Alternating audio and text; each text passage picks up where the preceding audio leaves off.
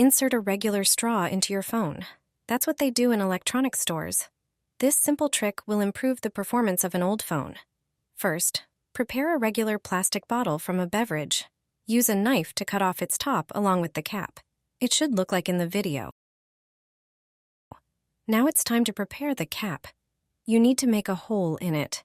The most convenient way is to unscrew it from the bottle. Use a lighter to gently melt its cap. It's important that the flame does not touch the cap because it can catch fire. When the plastic starts to melt, simply pierce it with a metal screwdriver. It should go all the way through, creating a hole. It should be the same diameter as a drinking straw. Insert it through the hole so that it protrudes on both sides. Then secure it with hot glue. Apply glue all around so that the straw doesn't move.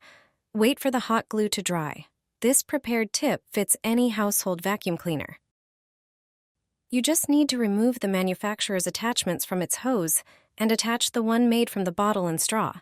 It's so precise that it's perfect for cleaning electronics like phones. That's where a lot of dust accumulates. The charging port may work slower if there is too much sand and dust in it. Such a tip allows us to clean it in the comfort of our home.